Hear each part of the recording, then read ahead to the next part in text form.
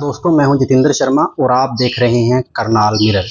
तस्वीरें आपको दिखाई जा रही हैं करनाल से। करनाल में आज इंडियन नेशनल लोकदल के सभी नेता आज यहां पर इकट्ठे हुए और एक संयुक्त प्रेस वार्ता का यहां पर आयोजन किया गया और प्रेस वार्ता के अंदर क्या कुछ कहने वाले हैं हम आपको वीडियो के माध्यम से दिखाना चाहते हैं। क्या कहना चाहेंगे आज प्रेस कॉन्फ्रेंस बुलाई यहाँ पर? आज सबसे पहले तो जो गाड़ियाँ 10-10 साल में बंद करने जा रहे हैं उसके लिए हमने सबसे अगवा किया है। भाई ये गलत है, ये किसी को अपने पुराने उसको ये बंद करने का जो काम करते हैं ये बंद नहीं करनी चाहिए। जैसे दिल्ली के अंदर इन्होंने NCRI बनाया, दिल्ली के अंदर भी इन्होंने पिछले दिनों कहा था भी बंद कर देंगे, अब इन्होंने रात ही ये कह दिया भी हम इनको बंद नहीं करेंगे। जो अफसर लोग हैं, हमारी जनता है, वो अफसरों के पास वो गाड़ियाँ खड़ी रहती हैं, बहुत कम चलती हैं और नवी की नवी गाड़ियाँ पड़ी रहती हैं ये, और ये इन पे इसको बंद करने का काम कर रहे हैं। मैं तो यही अपील करूंगा सबसे, भाई ये ऐसे मत करो, लोगों की जेब पे डाका डालने का काम है ये किसी कंपनी को फ़ायदा पहुंचाने का काम है। जैसे ये हमारी नई गाड़ियाँ, इन पे इनकी प्रदूषण के हिसाब से इनको चेक करवाना चाहिए। और जो पिछले दिनों इन्होंने 15 साल का टैक्स लिया और 10 साल में ये गाड़ी बंद करने का काम कर रहे हैं। RC करवाने के बाद और गाड़ियों को 10 साल के अंदर बंद कर दिया जाता है। इसी देश और प्रदेश के अंदर यहाँ 30-30 और 25-25 साल के हवाई जहाज उड़ रहे हैं जो आसमान में उड़ते हैं। ये गाड़ी तो नीचे ज़मीन पे चलती है। कई आदमी ऐसे हैं जैसे हमारे प्रधान जी ने बताया, जैसे डॉक्टर हैं, इंजीनियर हैं, बड़े बड़े लोग हैं, उनको गाड़ी चलाने का मौका ही नहीं मिलता। 20-30 हज़ार 50 हज़ार उनकी गाड़ी टोटल 10 साल में चलेगी और उस गाड़ी को नए सिरे से आप 20 लाख की गाड़ी है और वो 20 लाख की गाड़ी आज 3 और 4 लाख में बिक रही है। ये इसका मतलब ये है कि बड़ी कंपनियों को फ़ायदा देना है।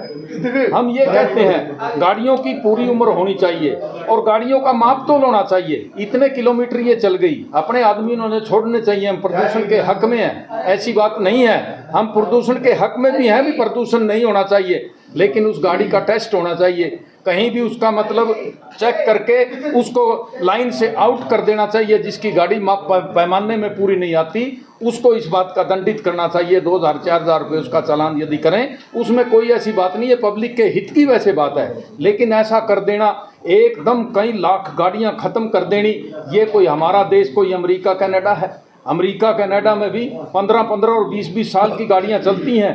अपना देश हिंदुस्तान कितना बड़ा अमीर है, ये इतना बड़ा बोझ डालना चाहते हैं। इतने बड़े बड़े फैक्ट्री इंडस्ट्रीज हैं जो कारें बनाते हैं, मोटरसाइकिल बनाते हैं, इनको फ़ायदा पहुंचाना चाहते हैं। ये प्रदूषण के लिए बड़ी बड़ी फैक्ट्रियों में अपने यंत्र क्यों नहीं लगाते और बड़े लोगों को इसलिए क्यों नहीं आगाह करते? हर आदमी पे इन्होंने तलवार लटका दी है।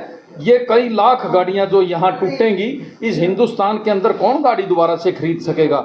सभी आदमी अपनी गाड़ियों के, मैं खबर देख रहा था कि दूसरी स्टेट जिनमें वो गाड़ियां चल सकती हैं, 1.5 करोड़ की गाड़ियां 15-15 लाख में दिल्ली के अंदर मिल रही हैं। अब भी उस भय से अपना जो भी कुछ मिला भी ले के पासे हो जाओ।